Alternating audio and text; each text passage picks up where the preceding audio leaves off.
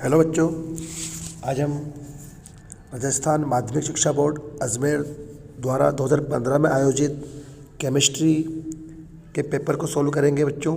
इससे पहले अपन 2013 और 2014 के पेपर को सॉल्व कर चुके हैं। तो शुरू करते हैं बच्चों आज का वीडियो। बच्चों, सबसे पहला प्रश्न 2015 के पेपर में आया हुआ पहला प्रश्न हमारा है। देखिए, सबसे पहला प्रश्न है, विलयन की मोलरता ज्ञात करने का सूत्र लिखिए। बच्चों, मोललता मतलब मोललता आपको केवल सूत्र पूछा है, परिभाषा नहीं पूछी है। सिंपल सा लॉजिक है कि small m is equal to होता है बच्चों पदार्थ की ग्रामों में मात्रा, विलेय पदार्थ की ग्रामों में मात्रा बटे विलेय पदार्थ का अणुभार इंटू विलायक का भार किलोग्राम में। अगर आप यहाँ किलोग्राम लिख देते हैं तो फिर यही इसका सूत्र है बच्चों। और यदि आप क्या करें, आप अगर इस WB विलायक की वैल्यू को किलोग्राम में ना लेकर ग्राम में लेते हैं, अगर इसकी वैल्यू को आप ग्राम में लेते हैं बच्चों, तो फिर आप यहाँ आप क्या करेंगे बच्चों, आप यहाँ पर ग्राम लिखें और फिर यहाँ पर इंटू 1000 करें। दोनों बता दिए बच्चों मैंने आपको। अगर आप यहाँ नीचे किलोग्राम लिखते हैं तो ऊपर 1000 लिखने की आवश्यकता नहीं है, लेकिन नीचे आप ग्राम लिखते हैं तो ऊपर आपको 1000 लिखने 1000 से गुणा करना पड़ेगा। ओके बच्चों, ये मोलरता का सूत्र हो गया, मोललता। ठीक है। सेकंड है बच्चों आपका प्रतिरोधकता का SI मात्रक। प्रतिरोधकता का जो SI मात्रक होता है बच्चों, वो होता है ओम इंटू मीटर। मात्रक होता है ओम इंटू मीटर। ओम को इस प्रकार से लिखते हैं, इंटू मीटर को स्मॉल m से रिप्रेजेंट करते हैं। ये आपका सेकंड नंबर का प्रश्न हो गया बच्चों। प्रश्न नंबर 3 है, Mg+2 व Cl- आयन की सीमांत मोलर चालकता। मतलब आपको Mg+2 और Cl- की चालकताओं के मान दे रखे हैं। Mg+2 का मान तो 106.0 siemens centimetre square mole inverse, जबकि जो आपका Cl- है उसका मान आपको दिया हुआ है 76.3 siemens centimetre square mole inverse. आपको MgCl2 की मोलर चालकता पूछ। इस MgCl2 को देखें कि इसमें एक तो बन रहा है Mg+2, इसका केवल एक आयन बन रहा है, और इस Cl के बन रहे हैं 2 आयन। यही खास बात है बच्चों, इस Cl के आपको 2 आयन प्राप्त हो रहे हैं, आपको इस Mg के केवल एक आयन प्राप्त हो रहा है। अतः आपको इसका मान ज्ञात करने के लिए, MgCl2 की मोलर चालकता ज्ञात करने के लिए आप क्या करेंगे, lambda infinite m is equal to lambda infinite Mg+2। आपको इसकी मोलर चालकता का योग करना पड़ेगा, और साथ में आपको लेमड़ा इनफाइनाइट Cl- आपको इसकी मोलर चालकताओं का योग करना पड़ेगा। इन दोनों की मोलर चालकताओं को आपको जोड़ना पड़ेगा। इसका मान तो है बच्चों 106 प्लस, अब Cl का जो मान है वो है बच्चों 76.3। लेकिन बच्चों अभी ये खास बात यहाँ पर क्या थी, चूँकि Mg का तो केवल एक ही आयन बना था, इसलिए आप इसका गुणा तो 1 से करेंगे, लेकिन Cl के 2 आयन थे इसलिए आप इसका गुणा 2 से करेंगे। ऐसा करने पर बच्चों आपका मान आएगा 106 प्लस, तब इन दोनों का मल्टीप्लाई करेंगे तो आपका मान आएगा, आप इन दोनों गुणा कर लें बच्चों, गुणा कर करके 106 में जोड़ लें, आपका आंसर आ जाएगा। आपका आंसर आएगा 258.6, और मात्रक वही है इसका, siemens centimetre square mole inverse. Okay बच्चों, नेक्स्ट क्वेश्चन नंबर 4 है बच्चों, बेरियम एजाइड के तापीय अपघटन से क्या होता है। आपको केवल इक्वेशन लिखनी है। बेरियम एजाइड का सूत्र भी आपको दे रखा है, इसका नाम है बेरियम एजाइड। ठीक है बच्चों, क्या करना है आपको, BaN3 का होल ट्वाइस आपको इसे गर्म करना है, इसको आपको तापीय अपघटन करना है। ऐसा करने पर इसका नाम है बेरियम एजाइड। एक तो आपको बेरियम प्राप्त होगा और एक आपको 3 बार N2 प्राप्त होगी। ये इसकी इक्वेशन है बच्चों। नेक्स्ट क्वेश्चन नंबर 5 है C2H5N और इधर दे रखा है बच्चों, देखो ये एक एमीन है, एक तृतीयक एमीन है बच्चों। एक क्या है, तृतीयक एमीन है, और आपको इसका IUPAC नाम लिखना है। तृतीयक एमीन का एक IUPAC नाम लिखना है और ये असम्मित है। तो आप क्या करेंगे, सबसे पहले IUPAC नाम लिखने के लिए आप सबसे लंबी कार्बन श्रृंखला का चयन करेंगे। सबसे लंबी कार्बन श्रृंखला कितने कार्बन की बन रही है बच्चों? देखो ये 4 कार्बन की। अब इसको नंबरिंग करेंगे। नंबरिंग वहाँ से करेंगे जहाँ से इस एंड को न्यूनतम अंक प्राप्त हो। 1 2 3 4। तो आपको मालूम पड़ा एन पहले कार्बन पर आया और ये 2 बार क्या है इसके ऊपर? C2H5। तो नाम होगा बच्चों इसका N, डाई एथिल। नाम होगा इसका N, डाई एथिल। और 4 कार्बन का है तो ब्यूटेन, और ब्यूटेन के पहले कार्बन पर एमीन है तो ब्यूटेन 1 एमीन। ये इसका IUPAC नाम है बच्चों, NN die ethyl butane 1 amine. Okay बच्चों, नेक्स्ट क्वेश्चन नंबर 5 देखिए बच्चों। क्वेश्चन नंबर 6 देखिए बच्चों। क्वेश्चन नंबर 6 है आपका CrH2 का होल फॉर Br2Cl के आयनन समावयवी। देखिए बच्चों, आयनन समावयवी में अणुसूत्र तो सेम रहता है, परंतु वह आयनन पर अलग अलग आयन देता है। वह आयनन पर क्या करता है बच्चों? आयनन पर अलग अलग आयन देता है। तो आप क्या कीजिए बच्चों, है ना, आप क्या कीजिए, यहाँ से इस प्रकार इसको ऐसे लिखिए CrH2O का होल फॉर। अब यहाँ पर आप 2 बार Br थे पहले कितनी बार Br थे? 2 बार। तो एक Br को आप अंदर ही रहने दीजिए, और जो ये Cl पहले यहाँ पर सरल ऋणायन था उसको आप अंदर ले आइए लिगेंड के रूप में। तो यहाँ पर अब एक Cl क्या बन गया? लिगेंड बन गया। जबकि यहाँ पर पहले जो 2 Br थे उसमें से एक Br को आप बाहर लिख दीजिए सरल ऋणायन के रूप में। तो ये क्या हो गया इसका बच्चों? आयनन समावयवी। ये आयनन पर क्या करते हैं? दोनों अलग अलग आयन देते हैं।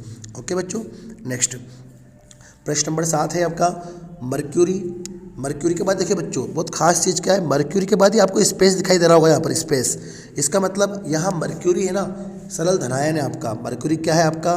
सरल धनायन है। और ये पूरा जो पीछे टेट्रा थायोसाइनेट कोबाल्टेट, ये आपका संकुल लवण है। ये आपका संकुल लवण जो कि माइनस वाला है। और ऐसे भी मालूम कर सकते हैं अपन कि इसके कोबाल्टेट CMI के नाम के अंत में 8 आ रहा है। इसका मतलब ये ऋणात्मक समन्वय मंडल है। आपको इसका सूत्र लिखना है बच्चों। तो मरकरी आपका Hg है, और फिर संकुल के अंदर आपको बड़े कोष्टक में कोबाल्ट सबसे पहले CMI का नाम सूत्र लिखेंगे। और थायोसाइनेटो मतलब होता है बच्चों SCN, है ना। और ये SCN जो होता है बच्चों, ये होता है कितनी बार? 4 बार। टेट्रा बोला ना आपको, टेट्रा मतलब 4 बार। ये देखिए बच्चों, तो इस प्रत्येक पर -1 होता है तो -4, और इस पर +1 होता है तो -4 और +1 मतलब कि -3 है वो। तो ये चूँकि ऋणात्मक है इसलिए इस ऊपर -3 आएगा यहाँ पर। तो अभी तो आप याद रख लें, ये इसका एग्जैक्ट सूत्र है। मैंने आपको बनाना नहीं सिखाया बच्चों, केवल आपको सूत्र पूछा इसलिए मैं सूत्र बना के बता दिया। ओके बच्चों, नेक्स्ट देखिए आप 8वां प्रश्न है, क्या होता है जब बेंजीन डाई एजोनियम क्लोराइड की अभिक्रिया पोटेशियम आयोडाइड मतलब कि बच्चों KI। देखिए बेंजीन डाई एजोनियम क्लोराइड क्या होता है आपका? आप बेंजीन बना दीजिए। बेंजीन के बाद आपका N2Cl, benzene die azonium chloride है बच्चों। ये इसकी आपको क्रिया करनी है KI से। बच्चों एक ऐसी अभिक्रिया है जिसमें बेंजीन डाई एजोनियम क्लोराइड में से N2 भी बाहर निकल जाता है और Cl भी बाहर निकल जाता है। क्या होगा? एक तो क्या बाहर निकलेगा? N2 बाहर निकलेगा बच्चों। एक ये Cl है ना, Cl ये इस K के साथ बाहर निकल जाएगा। Cl जो है वो K के साथ बाहर निकल जाएगा। तो आपके पास क्या बचा? I, और ये I क्या हो जाएगा? बेंजीन वलय के ऊपर जुड़ जाएगा इस प्रकार से, और आपका उत्पाद प्राप्त होगा आयोडोबेंजीन। आपका उत्पाद प्राप्त होगा आयोडोबेंजीन। नेक्स्ट अभिक्रिया क्वेश्चन नंबर 9 है बच्चों। समझाइए कि वल्कनीकृत रबड़ एक प्रत्यास्थ बहुलक होता है। गुड क्वेश्चन बच्चों। देखिए सबसे पहले बताऊँ मैं आपको बात, जो आपका प्राकृतिक रबड़ होता है बच्चों, उस प्राकृतिक रबड़ की प्रत्यास्थता और मजबूती कम होती है, अर्थात उसे खींचने पर क्या होता है? वो टूट जाता है बच्चों। तो फिर क्या करना पड़ता है? उस प्राकृतिक रबर में को गर्म करके उसमें सल्फर को मिलाया जाता है, जिससे उसमें क्या होता है? सल्फर के तिर्यक बंध बन जाते हैं। सल्फर के तिर्यक बंध बन जाते हैं। तो अब इस प्रकार जो प्राकृतिक रबर को आपने रूपांतरित किया है ना बच्चों, उस रूपांतरित रबर को ही क्या बोलते हैं? वल्कनीकृत रबर बोलते हैं। तो मैं एक बात यहाँ बोलूँ कि वल्कनीकृत रबर में जो श्रृंखलाएं हैं ना, उन श्रृंखलाओं के मध्य में कुछ तिर्यक बंध होते हैं। कुछ क्या होते हैं बच्चों? तिर्यक बंध होते हैं, कुछ सल्फर के तिर्यक बंध होते हैं। इस सल्फर के तिर्यक बंध के आ जाने के कारण इसकी मजबूती बढ़ जाती है। अतः इन्हें खींचने पर क्या होते हैं, इन्हें खींचने पर ही लंबे हो जाते हैं, इन्हें खींचने पर ही लंबे हो जाते हैं। और जब इन्हें छोड़ते हैं ना तो ये पुनः अपनी पूर्व अवस्था में लौट आते हैं, अपनी प्रारंभिक अवस्था में लौट आते हैं। ठीक है बच्चों, जिसे ही क्या बोलते हैं अपन, प्रत्यास्थता का गुण बोलते हैं। इस प्रकार हम समझ सकते हैं कि वल्कनीकृत रबर क्या होते हैं, प्रत्यास्थ बहुलक होते हैं। नेक्स्ट क्वेश्चन नंबर 10 है बच्चों, किसी अभिक्रिया के लिए वेग स्थिरांक की इकाई, मतलब आपको के का मात्रक दे रखा है बच्चों, सेकंड इनवर्स। और आप याद करो, सेकंड इनवर्स जो मात्रक होता है, मात्रक से ही आपको अभिक्रिया की कोटि निकाल लेनी है। प्रथम कोटि की अभिक्रिया है, सेकंड इनवर्स जो होता है वो प्रथम कोटि की अभिक्रिया में होता है। ठीक है बच्चों, प्रश्न नंबर 11, अभिक्रिया 2A + B उत्पाद हेतु अवकलन वेग समीकरण। देखो बच्चों, अवकलन वेग समीकरण में क्या करना होता है आपको कि आप अवकलन है तो D लिखेंगे, रिएक्टेंट अपॉन dt बराबर क्या हो जाता है बच्चों, यहाँ पर आप क्या करेंगे, अवकलन पहले वेग स्थिरांक लिखेंगे। चूँकि A कितनी बार है, A के 2 मोल है, तो इसको 2 को आप इस A की पावर में लगाएंगे, घात में लगाएंगे, और इंटू आप करेंगे B, पर B के ऊपर कुछ भी नहीं है तो आप 1 लिख देंगे। ठीक है बच्चों, ये इस प्रकार इसका क्या हो गया, अवकलन वेग समीकरण का सूत्र हो गया। नेक्स्ट क्वेश्चन है बच्चों, प्रश्न नंबर 12, H3PO3 की क्षारकता क्या है। देखो, जब भी इस प्रकार का प्रश्न आता है ना तो आप क्या करें, सबसे पहले आपको उसकी ज्यामिति पता हो कि H3PO3 इस प्रकार से होता है, P double bond O, OH और ये H। देखो, ये सूत्र है बच्चों H3PO3 का। और क्षारकता का मतलब क्या होता है, क्षारकता मतलब किसी भी अम्ल के द्वारा त्यागे गए H+ आयन की संख्या, H+ आयन या प्रोटॉन की संख्या। तो बच्चों देखो, एक तो ये जो HO के साथ है, ये दोनों ही H3PO3 H+ के रूप में त्याग देता है, इसलिए H3PO3 की क्षारकता कितनी हो जाएगी बच्चों, 2 हो जाएगी। हाँ, आपको दिख रहा होगा ये भी H है, लेकिन बच्चों ये H है ना, ये H क्षारकता में काम नहीं आता, ये तो अपचायक गुण में काम आता है, केवल क्षारकता में ये 2 जो कि OH के साथ होते हैं ना, वो वाले, तो ये 2 OH है इसके अंदर, इसलिए H3PO3 की क्षारकता 2 होती है। नेक्स्ट क्वेश्चन है बच्चों, क्वेश्चन नंबर 13, बेंजोइक अम्ल 4-मेथिल बेंजोइक अम्ल व 4-नाइट्रो बेंजोइक अम्ल को अम्लीय सामर्थ्य के बढ़ते क्रम में व्यवस्थित कीजिए। देखिए, बेंजोइक अम्ल का सूत्र क्या होता है, बेंजोइक अम्ल आपका होता है बच्चों बेंजीन के ऊपर COOH, फिर होता है आपका 4-मेथिल बेंजोइक अम्ल। देखिए बच्चों, 4-मेथिल मतलब बेंजोइक अम्ल पहले कार्बन पर है, तो मेथिल कौन से भी लगा देंगे अपन, 4th पर, पैरा स्थिति पर। और 4-नाइट्रो बेंजोइक अम्ल, तीनों ही एग्जाम्पल में एक चीज़ तो कॉमन है बच्चों कि आपको बेंजोइक अम्ल दे रखा है। तो फिर अगली चीज़ क्या, देखो इसमें तो नाम ही उसका बेंजोइक अम्ल है, मतलब ये तो अम्ल तो है ही सही, पर अगर हम इसको देखें तो यहाँ पर इस मेथिल समूह का +I इफेक्ट होता है, +I इफेक्ट, और यहाँ NO2 समूह का -I इफेक्ट होता है। तो -I इफेक्ट के कारण अम्लीयता का मान सबसे ज़्यादा होगा नाइट्रो वाले के अंदर, सबसे कम होगा मेथिल वाले के अंदर। तो आपसे पूछा है बच्चों, आपसे पूछा है बढ़ता क्रम, सबसे पहले आपको जिसकी सबसे कम है, सबसे कम किसकी है, 4-मेथिल वाले की, तो आप सबसे पहले किसको लिखेंगे, 4-मेथिल वाले को लिखेंगे। फिर बढ़ता क्रम है इसलिए इस प्रकार का साइन आएगा, फिर बेंजोइक अम्ल की इससे ज़्यादा है, और सबसे अधिक किसकी हो जाएगी आपकी, सबसे अधिक की हो जाएगी नाइट्रो, 4-नाइट्रो बेंजोइक अम्ल। ये क्रम बच्चों नोट कर लें इसको। नेक्स्ट क्वेश्चन नंबर 14 है, निस्तापन व भर्जन को उदाहरण सहित समझाइए। देखो, अंतर नहीं पूछा है आपसे, आपको दोनों में उदाहरण सहित पूछा है। निस्तापन क्या होता है बच्चों, कुछ चीज़ें हैं दोनों में अंतर करने वाली, कि जब है ना, जब कार्बोनेट अयस्क को यहाँ पर मैंने बोला बच्चों कार्बोनेट अयस्क, जब कार्बोनेट अयस्क को वायु की अनुपस्थिति, बात इंपॉर्टेंट है बच्चों, वायु की अनुपस्थिति में गलनांक से कम ताप पर गर्म करते हैं, गलनांक से नीचे के ताप पर गर्म करते हैं, तो जो जो हाइड्रोक्साइड है, जो कार्बोनेट है, हाइड्रोक्साइड हुआ, कार्बोनेट हुआ, है ना बच्चों। आप चाहे जल बोल लें, आप चाहे CO2 बोल लें, है ना। तो निस्तापन मतलब क्या, जब कार्बोनेट अयस्कों को वायु की अनुपस्थिति में उनके गलनांक से कम ताप पर या गलनांक से नीचे के ताप पर गर्म करते हैं तो अयस्क में उपस्थित हाइड्रोक्साइड, कार्बोनेट, है ना, जल, CO2 आदि की वाष्पशील अशुद्धियाँ दूर हो जाती है तो उसे बोलते हैं बच्चों निस्तापन।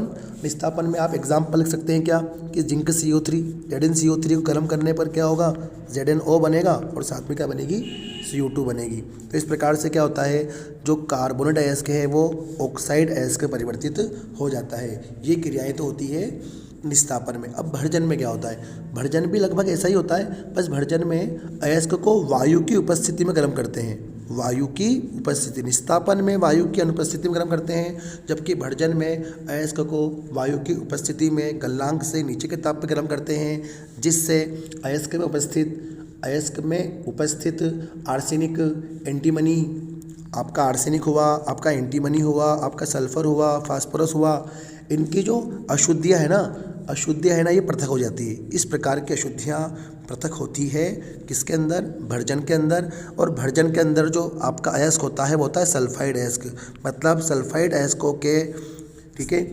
अब आप इसकी भी रिएक्शन लिखें तो आप ZnS, PbS आप चाहे उसका प्रयोग कर ले, मैंने ZnS का प्रयोग कर लिया।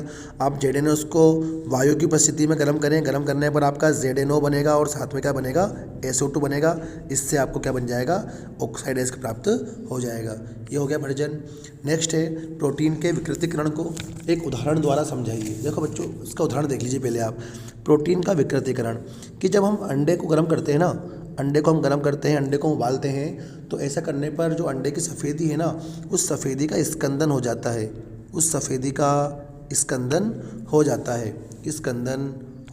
तो अंडे को उबालने पर उसकी सफ़ेदी का स्कंदन हो जाना प्रोटीन के विकृतीकरण का एग्जाम्पल है। कैसे होता है ये समझिए इसके बाद भी, कि प्रोटीन जो होता है आपका, उस प्रोटीन को आप गर्म करें, आप उसे टेम्परेचर दें, आप उसमें अम्ल मिलाएं, आप उसमें क्षार मिलाएं। मेरा तात्पर्य है कि अम्ल मिलाने पर, लवण मिलाने पर, क्षार मिलाने पर, टेम्परेचर देने पर जो प्रोटीन है, उस प्रोटीन का जो हेलिक्स है बच्चों, प्रोटीन का जो हेलिक्स है, ये हेलिक्स है ना बच्चों, ये हेलिक्स क्या होता है, अकुंडलित हो जाता है। हेलिक्स अकुंडलित हो जाता है और इस हेलिक्स के अकुंडलित होने के कारण प्रोटीन अपनी जैविक सक्रियता खो देता है। इस क्रिया को ही बोलते हैं बच्चों प्रोटीन का विकृतीकरण। मैंने कहा है किसकी उपस्थिति में, अम्ल हुआ, क्षार हुआ, ताप हुआ, लवण हुआ आदि की उपस्थिति में प्रोटीन अपना हेलिक्स अकुंडलित कर देता है। ठीक है बच्चों। नेक्स्ट क्वेश्चन नंबर 16 है, 400 केल्विन तापक्रम पर किसी विलयन का प्रासरण दाब। देखिए बच्चों, सबसे पहले आपको यहाँ दे रखा है टेम्परेचर, ये नोट करते हैं ना आप कि 400 केल्विन क्या हो गया आपका, टेम्परेचर हो गया, मतलब T। प्रासरण दाब मतलब कि पाई, चैप्टर नंबर 2 का सवाल है। तो विलयन की सांद्रता ज्ञात करनी है मोल प्रति लीटर में, और सांद्रता मतलब होता है बच्चों C, सांद्रता मतलब होता है C। और यहाँ देखिए, यहाँ आपको R की वैल्यू दे रखी है 0.0821। तो यहाँ पर क्या है बच्चों, विलयन समीकरण का प्रयोग करना पड़ेगा अपन को, विलयन समीकरण का प्रयोग करना पड़ेगा। और आपकी विलयन समीकरण होती है पाई बराबर CRT, पाई बराबर CRT। अब आपको वैल्यू C की ज्ञात करनी है ना बच्चों, तो आप C को यहीं पर रहने दें और इस RT का पक्षांतर कर दें, तो पाई बटे क्या हो जाएगा, RT हो जाएगा। आप केवल क्या करें, जो वैल्यू मैंने बताई आपको, पाई की वैल्यू ये यहाँ पर है, बटे में R की वैल्यू यहाँ पर ये लिखें, और T की वैल्यू 400। आप ये वैल्यू रख दें बच्चों, गुणा भाग करें तो आपका जब मान आएगा वो 0.0025 मोल प्रति लीटर में आ जाएगा, 0.0025 मोल प्रति लीटर आ जाएगा। ओके। नेक्स्ट क्वेश्चन नंबर 17 है, फैराडे के विद्युत अपघटन के द्वितीय नियम को समझिए। देखो बच्चों, द्वितीय नियम क्या कहता है, फैराडे का विद्युत अपघटन का द्वितीय नियम, कि जब है ना, जब विभिन्न विद्युत अपघट्य के विलयन लें अपन, विभिन्न अलग अलग, मान लो मैंने 2-3-4 प्रकार के विद्युत अपघट्य के विलयन ले लिए, है ना। इनमें मैंने एनोड लगाया, कैथोड लगाया, एनोड लगाया, कैथोड लगाया, एनोड लगाया, कैथोड लगाया, मतलब इन्हें बोलते हैं इलेक्ट्रोड, इलेक्ट्रोड बोलते हैं, है ना। अब क्या किया जाए कि विभिन्न विद्युत अपघट्य के विलयनों में समान धारा, समझे बात, विद्युत अपघट्य के विलयन तो अलग अलग है, परंतु आप क्या करें, उनमें समान धारा, विद्युत धारा, समान मात्रा की धारा समान समय तक प्रवाहित करें, समान समय तक प्रवाहित करें। तो इन इलेक्ट्रोडों पर निक्षेपित होने वाली, इलेक्ट्रोडों पर निक्षेपित होने वाली मतलब जमा होने वाली, एकत्रित होने वाली पदार्थ की मात्रा उनके रासायनिक तुल्यांकी भारों के समानुपाती होती है, उनके रासायनिक तुल्यांकी भारों के समानुपाती होती है। एक बार दोबारा सुन लीजिए बच्चों आप कि विभिन्न विद्युत अपघट्यों के विलयन में समान मात्रा की धारा समान समय तक प्रवाहित करने पर इलेक्ट्रोडों पर निक्षेपित होने वाली पदार्थ की मात्रा उनके रासायनिक तुल्यांकी भारों के समानुपाती होती है। नेक्स्ट क्वेश्चन है आपका मानक हाइड्रोजन इलेक्ट्रोड मतलब कि आपको SHE का चित्र बनाना है, केवल चित्र बनाना है बच्चों। देखिए बच्चों मैं आपको फटाफट से इसका चित्र दिखा देता हूँ। यहाँ देखिए आप, ये देखो इस प्रकार का चित्र होता है आपका SHE का, एक बार आप गौर देख लीजिए, है ना। चलिए अगले प्रश्न पे गौर करते हैं अपन। केवल आपको चित्र बनाना है, आप चित्र याद रखें। नेक्स्ट क्वेश्चन है, क्वेश्चन नंबर 18 है आपका, अधोलिखित अभिक्रियाओं को पूर्ण कर इसकी क्रियाविधि लिखिए। गुड। देखो बच्चों, एक ऐसा प्रश्न जहाँ पर आपसे क्रियाविधि पूछी गई है, लेकिन आपसे ये नहीं कहा गया कि कौन सी क्रियाविधि है इसके अंदर।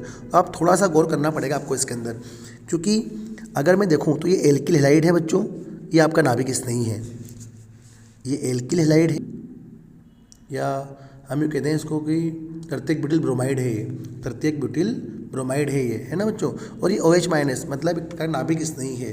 तो एल्किल हैलाइड के द्वारा नाभिक स्नेही प्रतिस्थापन अभिक्रिया प्रदर्शित की जाती है। वो SN1 भी करता है और SN2 भी करता है।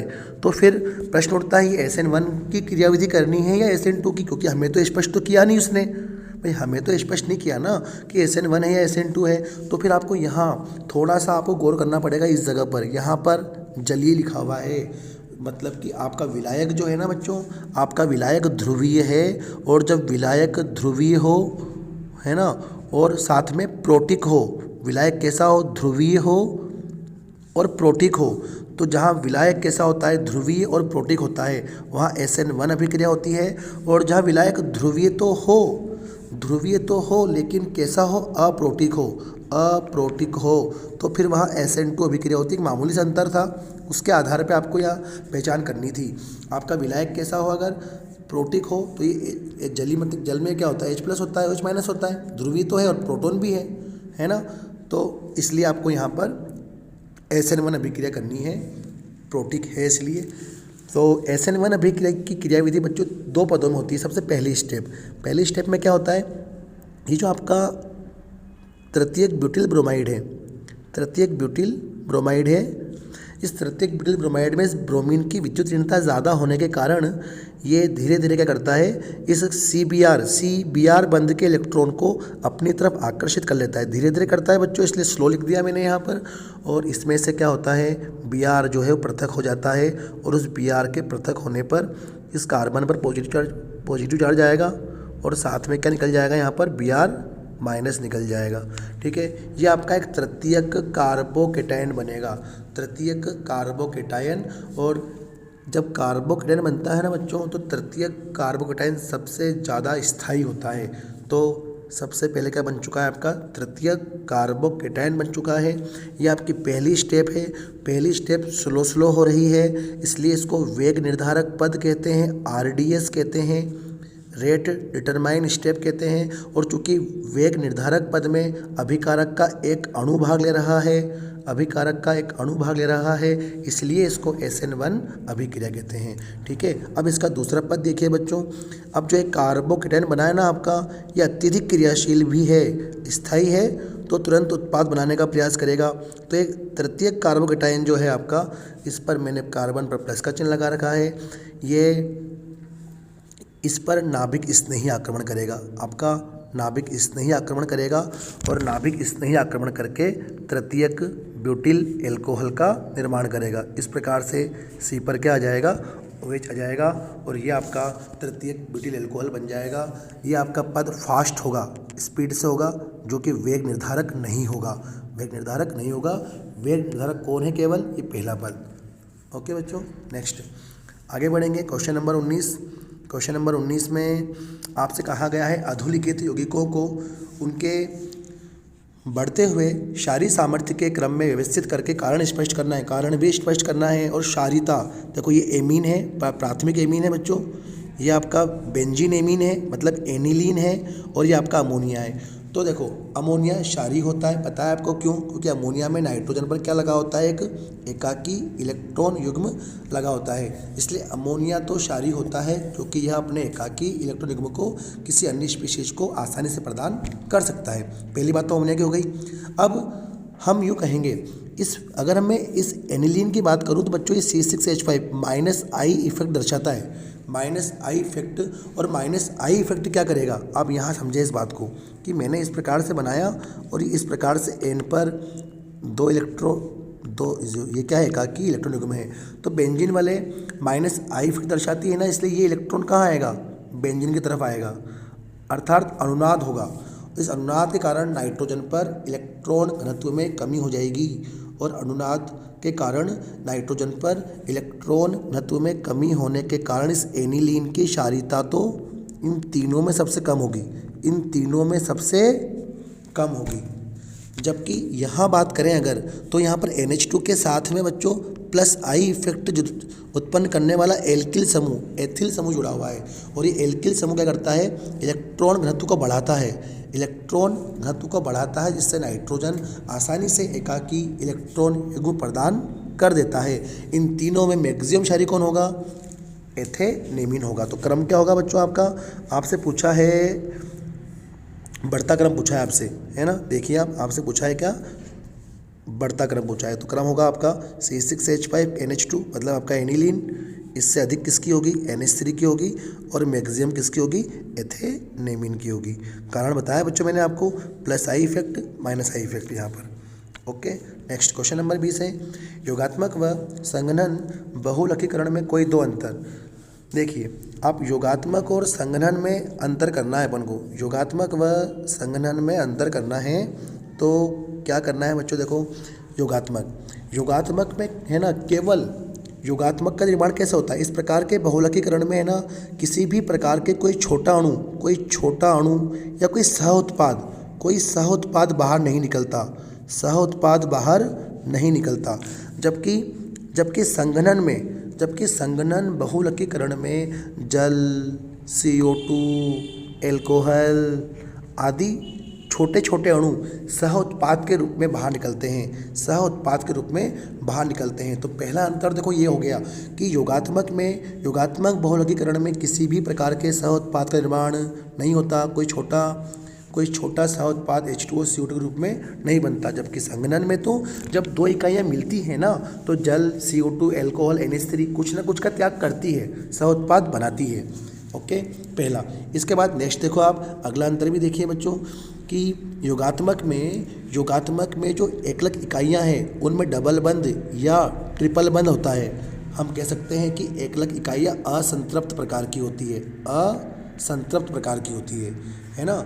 जबकि जब संघनन की बात करें तो संघनन में आप याद करो नाइलॉन 6 का एग्जाम्पल, वहाँ पर क्या होता था, जैसे ADP अम्ल था तो ADP अम्ल में COOH समूह 2 बार था, ऐसे ही उसके अंदर हेक्सामेथिलीन डाइमीन था, उसमें NH2 भी 2 बार था। तो संघनन बहुलकीकरण में जो एकलक इकाई आती है वो द्विक्रियात्मक समूह युक्त होती है, द्विक्रियात्मक समूह युक्त होती है। देखिए बच्चों अंतर हो गया है स्पष्ट, आप दोबारा सुन लें कि योगात्मक बहुलक में किसी भी प्रकार के छोटे सह उत्पाद का निर्माण नहीं होता, जबकि संघनन में होता है। योगात्मक का निर्माण जिन एकलक इकाइयों से होता है वो असंतृप्त प्रकार की होती है, डबल बॉन्ड ट्रिपल बॉन्ड वाली होती है, जबकि संघनन वाली जो होती है वो द्विक्रियात्मक समूह वाली एकलक इकाई होती है। ठीक है, दो अंतर पूछे, दो अंतर हमने कर दिया, आप चाहे तो एग्जाम्पल भी लिख सकते हैं। नेक्स्ट क्वेश्चन नंबर 21वां है। क्वेश्चन नंबर 21वें का अ वाला, क्लोरीन के ठंडे व तनु OH विलयन से अभिक्रिया की समीकरण। क्लोरीन की देखो बच्चों दो प्रकार की क्रिया होती है इसके अंदर, ठंडे और तनु, एक गर्म और सांद्र से भी होती है। अभी आपसे फिलहाल क्या पूछा है, ठंडे और तनु पूछा है।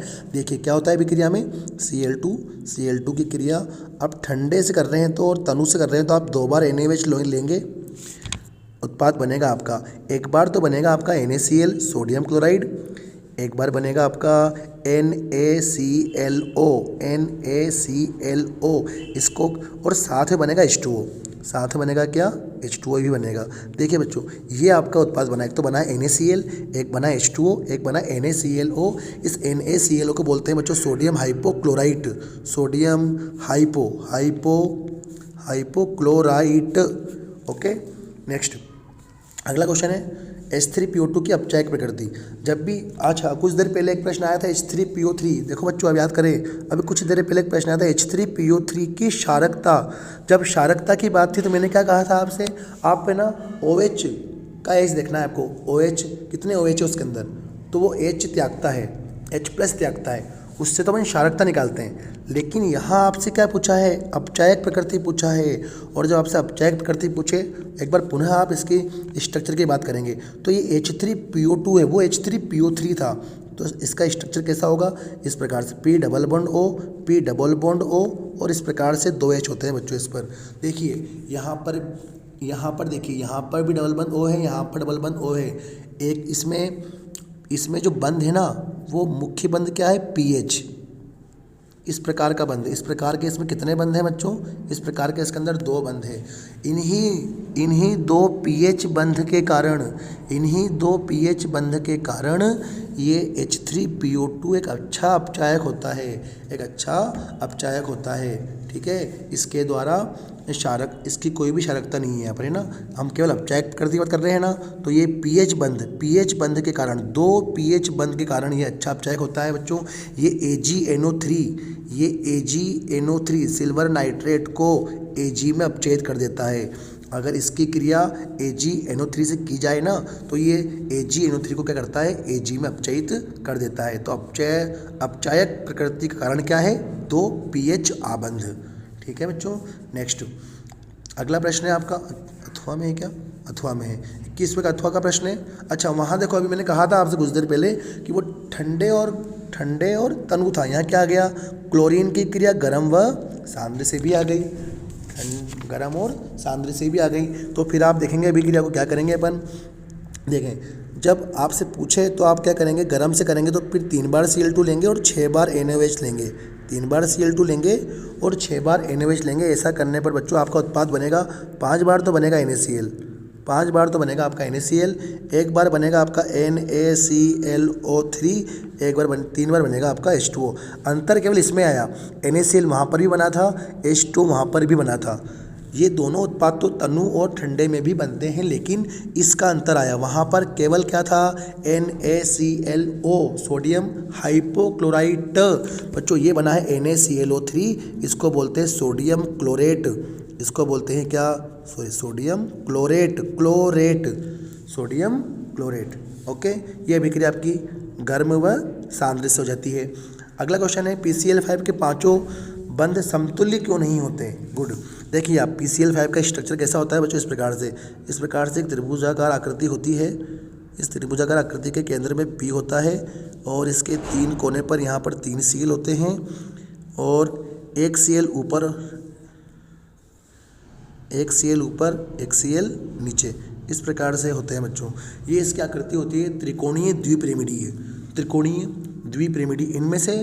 इनमें से जो बंध ये ऊपर नीचे है ना, बंध ये जो ऊपर और नीचे हैं, ये वाले बंध जो हैं, ये वाले जो बंध है, ये वाला और ये वाला, इनको बोलते हैं अक्षीय बंध। और इन बंधों की बंध लंबाई का मान होता है 240 पिकोमीटर। जबकि ये जो बंध अंदर की तरफ है, त्रिभुज के अंदर की तरफ है, विकर्ण बना रहे हैं ना ये, इन बंधों को बोलते हैं अपन निरक्षीय बंध, और इन बंधों की बंध लंबाई का मान होता है बच्चों 202 पिकोमीटर। तो आपसे प्रश्न भी यही पूछा है उसने कि जो निरक्षी वाले हैं ना, निरक्षी वाले ये छोटे होते हैं और अक्षीय वाले बड़े होते हैं, क्यों? तो कारण है ये जो अक्षीय वाले हैं ना बच्चों, इन अक्षीय वालों के अंदर बीपी प्रतिकर्षण, बीपी प्रतिकर्षण, बंधी इलेक्ट्रॉन युग्म प्रतिकर्षण है ना, इस बंधी इलेक्ट्रॉन युग्म प्रतिकर्षण का मान ज़्यादा होता है। अक्षीय बंधों पर, जो आपके अक्षीय वाले हैं ना Cl, जो आपके अक्षीय बंध हैं ऊपर और नीचे वाले, ध्रुवीय वाले ऊपर नीचे वाले, इन पर बीपी प्रतिकर्षण का मान ज़्यादा होता है। और इस बीपी प्रतिकर्षण का मान ज़्यादा होने के कारण इस बंध की बंध लंबाई भी क्या होती है, ज़्यादा होती है। ठीक है बच्चों, तो देखिए ये आपका ये वाला क्वेश्चन सॉल्व हो चुका है। PCL 5 वाला बता दिया है मैंने आपको, बिल्कुल बंध लंबाई के मान के साथ बताया। और कारण क्या था, बीपी प्रतिकर्षण। नेक्स्ट क्वेश्चन नंबर 22 पर आ जाइए आप। क्वेश्चन नंबर 22 प्रथम कोटि के अभिक्रिया, क्वेश्चन पार्ट नंबर 4 क्वेश्चन है कि अर्धआयु दे रखी है आपको 10 सेकेंड, इसके वेग स्थिरांक। इतना सीधा प्रश्न बच्चों कि आपको अर्ध आयुकाल, प्रथम कोटि की अभिक्रिया के लिए आपको अर्ध आयुकाल का सूत्र पता होना चाहिए। पिछले पेपर में 2014 के पेपर में तो हमको उसने इसको सिद्ध करना पूछा था उसने। देखिए ये होता है प्रथम कोटि की अभिक्रिया के लिए अर्ध आयुकाल का व्यंजक। अब आपको क्या दे रखा है, प्रथम कोटि की अभिक्रिया की अर्ध आयुकाल, मतलब कि आपको टी का मान दे रखा है, आपको ये वाला मान दे रखा है, और आपको इस के का मान पूछा है। तो आप क्या करेंगे, सिंपली आप इस K1 को इधर ले आएंगे और इस टी हाफ को इधर ले आएंगे। तो आप क्या करेंगे, K1 = 0.693, और आप टी हाफ को जब यहाँ लेकर आएंगे तो टी हाफ का मान दे रखा है आपको कितना, 10।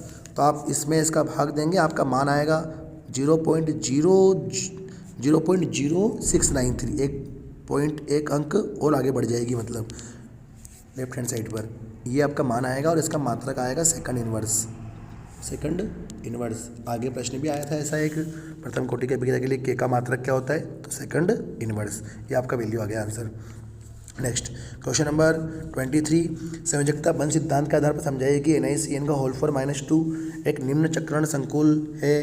देखिए सबसे पहले आप देखिए यहाँ पर CN- एक प्रबल लिगेंड है, CN- क्या है, एक प्रबल लिगेंड है। ठीक है, फिर अगली चीज़ आप स्टेप बाय समझें कि CN- क्या है, आपका प्रबल लिगेंड है। और निकिल पर +2 चार्ज है, निकिल पर क्या है, +2 चार्ज है। निकिल +2 चार्ज में कैसी अवस्था में होता है, 3D8 अवस्था में होता है। तो आप देखिए मैं यहाँ पर निकिल +2 का अगर विन्यास बनाऊँ, अगर मैं निकिल +2 का, तो ऐसा बनता है। तो निकिल +2 में क्या होता है, 3D8 होता है। 3D8 में बच्चों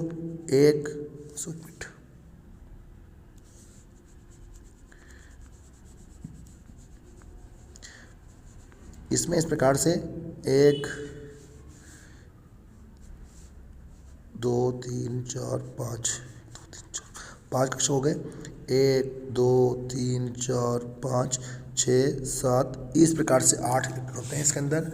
इसका 4s में 0 होता है, इसके 4s में 0 होता है, 4p में भी 0 होता है, क्योंकि निकिल +2 अपने 4s के 2 इलेक्ट्रॉन त्याग चुका होता है। अब यहीं से एक बात आपको समझनी है बच्चों कि मैंने अभी कहा आपसे कि CN- क्या है आपका, CN- एक प्रबल लिगेंड है। और इस प्रबल लिगेंड के कारण क्या होगा, ये जो डी कक्षक के इलेक्ट्रॉन है, इस डी कक्षक के इलेक्ट्रॉनों में युग्मन हो जाएगा, डी कक्षक के इलेक्ट्रॉन में क्या हो जाएगा, युग्मन हो जाएगा। और ऐसा होने से आप सोचिए जब ये इलेक्ट्रॉन यहाँ आ जाएगा, ये इलेक्ट्रॉन जब यहाँ आ जाएगा तो 3D में एक इलेक्ट्रॉन क्या हो जाएगा, बच जाएगा। तो हम क्या कहेंगे, 3D8 का मतलब क्या हो गया अब आपका, 2 2 4 2 6 और 2 8।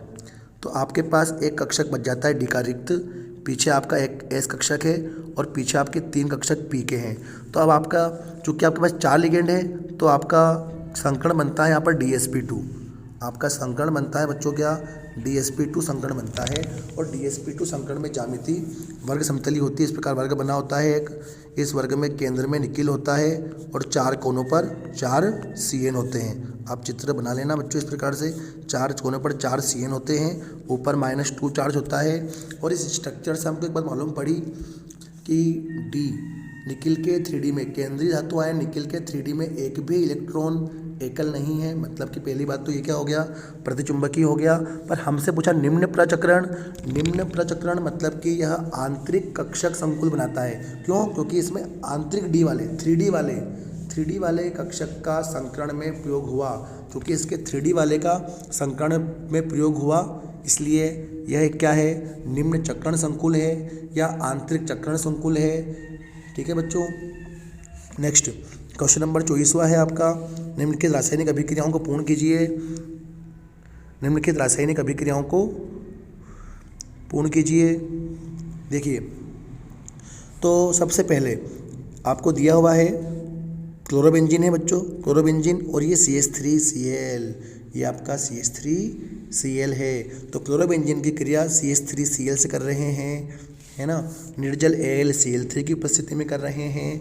तो क्या होगा, इस प्रकार से देखिए आपकी एक बार तो क्या होगा, उत्पाद में CH3 एल्किलीकरण अभिक्रिया को हम बोल सकते हैं क्या, एल्किलीकरण अभिक्रिया है ये, एल्किलीकरण। एक बार तो अभिक्रिया में आर्थो पर जुड़ेगा CH3 और एक बार जो है पैरा पर जुड़ेगा।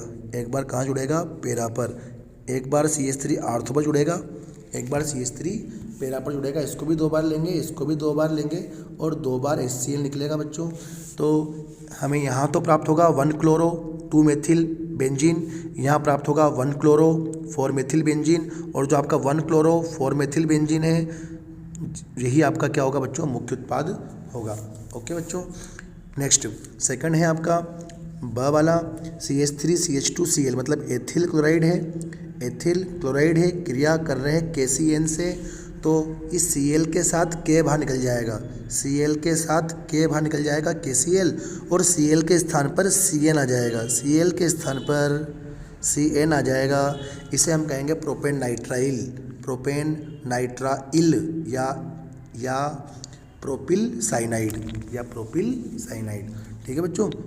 नेक्स्ट अभिक्रिया है, प्रोपिन दे रखा है आपको, असम्मित एल्कीन है, असम्मित एल्कीन है, क्रिया कर रहे हैं HI से। HI एक प्रकार का ध्रुवीय अभिकर्मक है। अभिक्रिया मार्कोनिकॉफ नियम से होगी बच्चों, अभिक्रिया मार्कोनिकॉफ नियम से होगी, और मार्कोनिकॉफ नियम कहता है इस HI का ऋणात्मक भाग मतलब कि I- डबल बंध से बंधित उस कार्बन पर जुड़ेगा जिस पर H संख्या में, हाइड्रोजन संख्या में कम हो।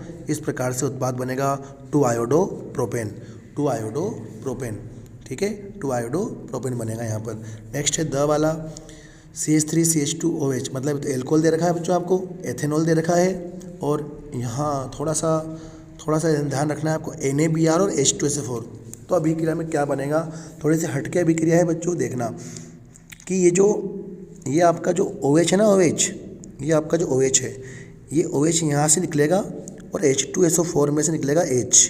देखना बच्चों, मैं एक चीज़ समझाऊंगा आपको इसके अंदर, यहाँ से OH निकालना आप और यहाँ से H निकालना, मतलब एक तो क्या बनेगा आपका H2O। ये तो हो गया सह उत्पाद पहला।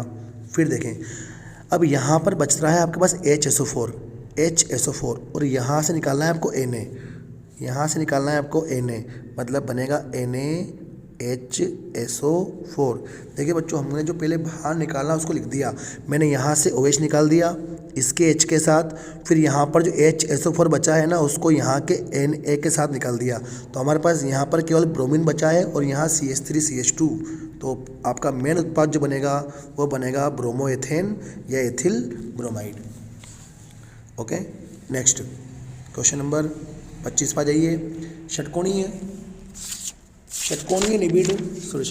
क्रिस्टल तंत्र हेतु अक्षीय कोणों के मान लिखिए। अक्षीय कोणों के मान, देखो षटकोणीय क्रिस्टल तंत्र क्या होता है बच्चों, ऐसा जिसमें है ना वो A बराबर B तो होता है परंतु A और B के बराबर C नहीं होता। ये उनकी अंतरक्षीय भुजाएं हैं। ये पूछा नहीं है वैसे आपसे क्या पूछा, आपसे पूछा है अक्षीय कोणों के मान।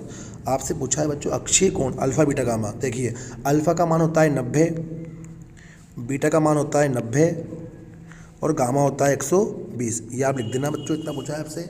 षटकोणीय क्रिस्टल तंत्र में अल्फा 90, बीटा 90 और गामा 120 डिग्री का होता है। आपसे इसका एग्जाम्पल पूछे कई बच्चों, तो इसका एग्जाम्पल ZnO और ग्रेफाइट होता है, ZnO और ग्रेफाइट होता है। नेक्स्ट अगला क्वेश्चन है बच्चों ब वाला, सिलिकॉन में बोरोन अपमिश्रित करने पर किस प्रकार का अर्धचालक, जब भी इस प्रकार का प्रश्न आए बच्चों कि किस प्रकार का अर्धचालक है, एन प्रकार का है या पी प्रकार का है, आपको वर्णन भी करना है आपको बच्चों इसका, तो आप क्या करेंगे, आप सोचेंगे पहले कि सिलिकॉन में मिलाया है बोरोन को, तो मूल क्रिस्टल, जो आपका मूल क्रिस्टल है ना वो किसका है, सिलिकॉन का है। आपका मेन क्रिस्टल सिलिकॉन का है, तो सिलिकॉन में तो क्या होता है, सिलिकॉन वर्ग 14 का है। फिर आप वो सोचेंगे सिलिकॉन कौन से वर्ग का है, सिलिकॉन 14वें वर्ग का है। सिलिकॉन कौन से वर्ग का है, सिलिकॉन 14वें वर्ग का है। इसमें बोरोन मिला रहे हैं, अशुद्धि किसकी मिला रहे हैं, वर्ग 13 की मिला रहे हैं। इसका मतलब है 13वें की मिला रहे हैं अशुद्धि। इसमें खुद में इलेक्ट्रॉन कम है, इसमें इलेक्ट्रॉन ज़्यादा है ना बच्चों। तो यह क्या होगा, एक प्रकार का पी प्रकार का अर्धचालक होगा। किस प्रकार का होगा, पी प्रकार का अर्धचालक होगा। जैसे हम कहें कि सिलिकॉन का जो क्रिस्टल होता है इस प्रकार से सिलिकॉन सिलिकॉन सिलिकॉन सिलिकॉन इस प्रकार। अब मान लो बीच में क्या आ जाए, एक जगह पर बोरोन आ जाए, एक जगह पर क्या आ जाए, बोरोन आ जाए। सिलिकॉन के मैंने एक स्थान पर मैंने बोरोन लगा दी, ये देखें यहाँ पर। तो अब क्या होगा, अब इस बोरोन पर एक क्या हो जाएगा, इस बोरोन पर यहाँ पर एक जगह पर धनात्मक छिद्र पॉजिटिव चार्ज उत्पन्न हो जाएगा। सिलिकॉन के क्रिस्टल में बोरोन मिलाने पर सिलिकॉन के स्थान पर, कुछ सिलिकॉन के स्थान पर क्या आ जाएंगे, बोरोन के कण आ जाएंगे। क्योंकि बोरोन में एक इलेक्ट्रॉन कम होता है सिलिकॉन की तुलना में पाइथम कोश में, इसलिए बोरोन पर एक क्या आ जाएगा, धनात्मक छिद्र उत्पन्न हो जाएगा। इस धनात्मक छिद्र के कारण इस प्रकार के अर्धचालक को पी प्रकार के अर्धचालक कहते हैं। आपको पूरा वर्णन समझाना है बच्चों चित्र बना करके इसका, ठीक है।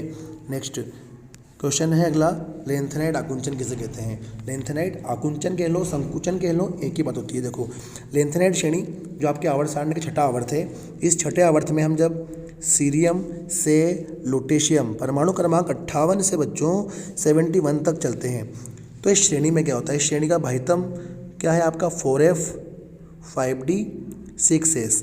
इलेक्ट्रॉन पहले कहाँ आता है, 6s में आता है। फिर अंतिम इलेक्ट्रॉन कहाँ आता है, 4f में आता है।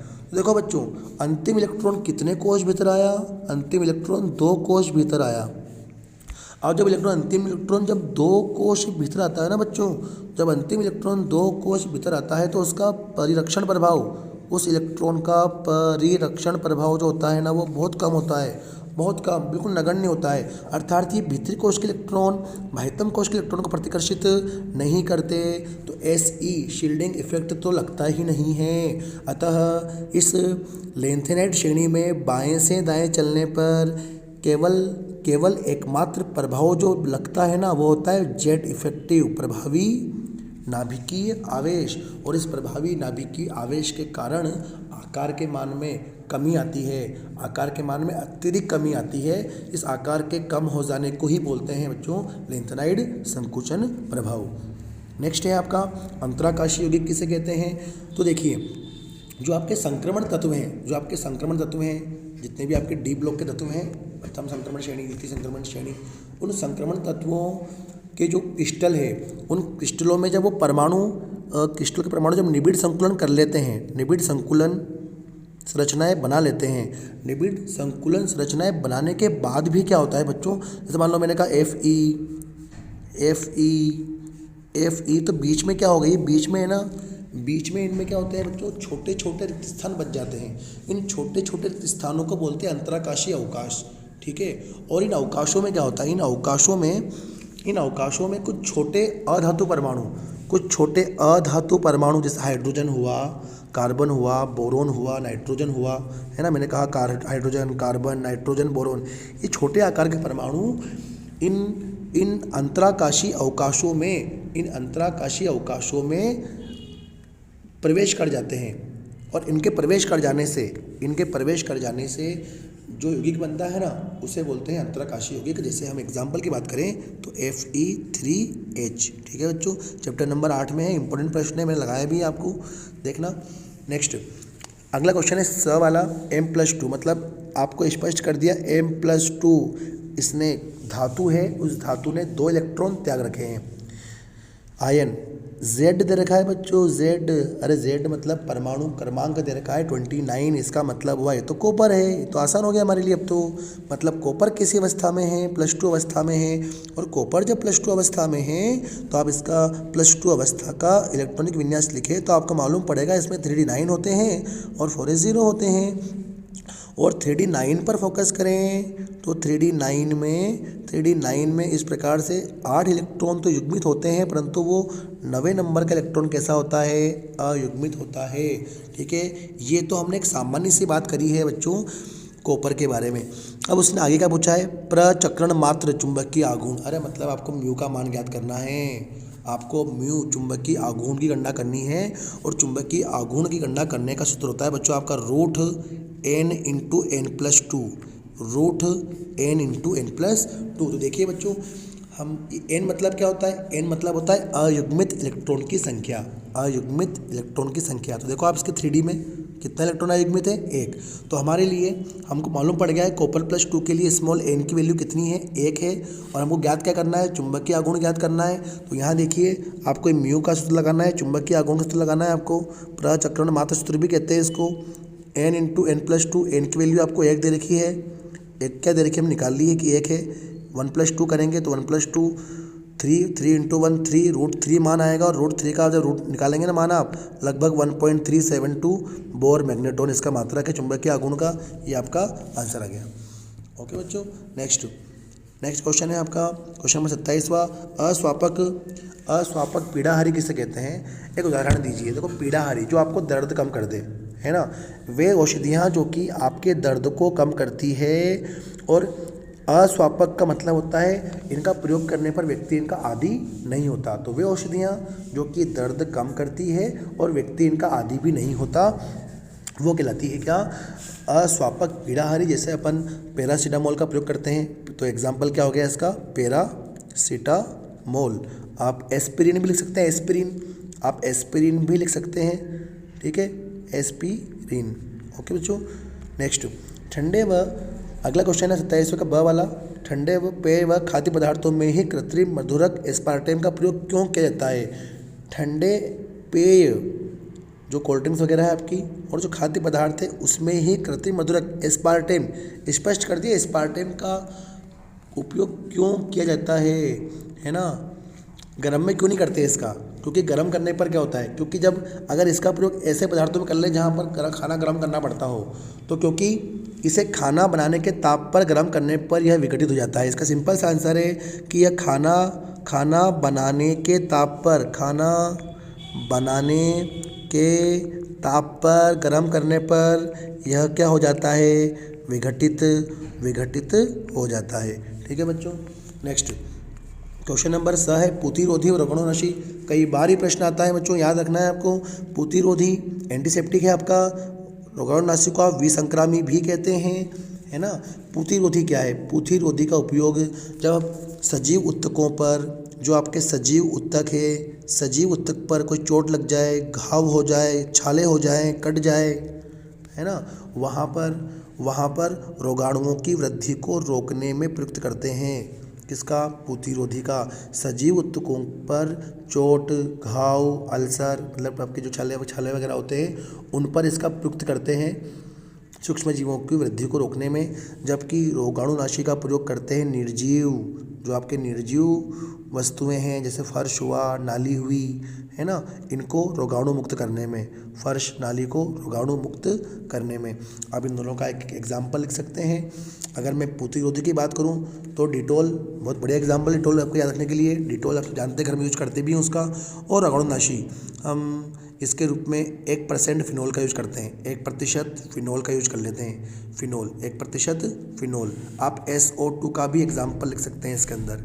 ठीक है बच्चों, नेक्स्ट अथवा का प्रश्न है इसका। ऋणायनी अपमार्जक किसे कहते हैं, ऋणायनी अपमार्जक किसे कहते हैं, एक उदाहरण लिखिए। देखो सोडियम लोरिल सल्फेट इसका एग्जाम्पल है। सोडियम पहले भी आ चुका है प्रश्न ये वाला, सोडियम लोरिल सल्फेट क्या होते हैं, एग्जाम्पल कर दिया बच्चों मैंने आपको। देखिए क्या होता है आपका ऋणायनिक अपमार्जक बच्चों, ऐसे अपमार्जक जिनमें जिनमें यौगिक का ऋणात्मक भाग अपमार्जन क्रिया में काम आता है, मतलब धुलाई की क्रिया में काम आता है। कौन सा भाग काम आता हो? जिनका ऋणात्मक भाग काम आता हो, उन्हें बोलते हैं अपन ऋणायनिक अपमार्जक। हम ये भी कह सकते हैं कि जो आपके हाइड्रोकार्बन हैं, जो आपके लंबी श्रृंखला युक्त सल्फोनीकृत हाइड्रोकार्बन के सोडियम लवण हैं, सोडियम एल्किल बेंजीन सल्फोनेट, वो अपमार्जक कहलाते हैं, है ना। आप सिंपल याद रख लें, केवल आपसे इतना सा पूछा है, ऋणायनी अपमार्जक किसे कहते हैं? तो वे अपमार्जक जिनका नेगेटिव भाग अपमार्जन की क्रिया में काम आता है, ऋणायनी अपमार्जक कहलाते हैं। और उदाहरण लिखिए, तो बता दिया मैंने आपको, सोडियम लोरिल सल्फेट। खाद्य पदार्थों में रसायन क्यों मिलाते हैं? कोई दो कारण लिखिए। देखिए, सबसे पहली बात तो रसायन को मिलाने से, है ना, उस खाद्य पदार्थ का परिरक्षण हो जाता है। क्या हो जाता है? परिरक्षण। तो खाद्य पदार्थों को जीवाणुओं से बचाने के लिए, उनका परिरक्षण करने के लिए प्रयुक्त करते हैं। पहला पॉइंट किस में करेंगे प्रयुक्त? परिरक्षण करने में। और दूसरा, इन पदार्थों को मिलाने से क्या होता है? उस खाद्य पदार्थ की गुणवत्ता बढ़ जाती है। आप पोषण लिख दें, पोषण भी बढ़ जाता होगा, ठीक है। तो गुणवत्ता और पोषण बढ़ाने के लिए तो दो कारक हो गए आपके, पहला परिरक्षण के कारण, दूसरा गुणवत्ता व पोषण को बढ़ाने के लिए। प्रश्न नंबर 6 है विस्तृत स्पेक्ट्रम, ब्रॉड और संकीर्ण स्पेक्ट्रम, ठीक है। तो इन दोनों में कोई एक अंतर लिखना है बच्चों। देखिए, विस्तृत स्पेक्ट्रम क्या होते हैं, बहुत अच्छे से समझना। एक अंतर पूछा है मात्र कि ये क्या करते हैं। ये ग्राम ग्राही और ग्राम अग्राही दोनों ही प्रकार के जीवाणुओं की विस्तृत परास को नष्ट कर देते हैं, है ना। विस्तृत स्पेक्ट्रम वाले प्रतिजीवाणु ग्रामग्राही, ग्राम अग्राही दोनों ही प्रकार के जो जीवाणु हैं उनकी विस्तृत परास को नष्ट कर देते हैं। इसका एग्जाम्पल आता है बच्चों एम्पीसिलीन, ठीक है। नेक्स्ट हम बात करेंगे संकीर्ण वाले की, नेरो मतलब संकीर्ण स्पेक्ट्रम। इनका कार्य केवल क्या होता है? मैंने यहाँ ग्राम अग्राही दोनों बताया, पर ये वाले जो होते हैं दोनों में से केवल किसी एक, या तो ग्राम ग्राही पर या ग्राम अग्राही पर, ग्राम ग्राही या ग्राम अग्राही या शब्द का प्रयोग करना पड़ेगा, वहाँ पर दोनों को करता है। जबकि संकीर्ण वाला किसी एक पर ही प्रभावी होता है, या तो ग्राम ग्राही पर होता है या ग्राम अग्राही जीवाणुओं पर ही अपना प्रभाव डालता है। इसका एग्जाम्पल है बच्चों पेनिसिलिन, पीछे लगा दें capital G, penicillin G. Okay बच्चों, नेक्स्ट क्वेश्चन नंबर आता है आपका 28वां। एंजाइम उत्प्रेरण किसे कहते हैं? देखो बच्चों, एंजाइम के द्वारा, है ना, हम यूँ कह रहे हैं कि एंजाइम उत्प्रेरण, तो एंजाइम द्वारा विभिन्न अभिक्रियाओं को उत्प्रेरित करने की क्रिया, एंजाइम के द्वारा विभिन्न अभिक्रियाओं को क्या करने की? उत्प्रेरित करने की जो क्रिया है। एंजाइम की उपस्थिति में बहुत सारी अभिक्रियाएँ क्या होती है? जल्दी होने लग जाती है। उस क्रिया को ही बोलते हैं क्या? एंजाइम उत्प्रेरण।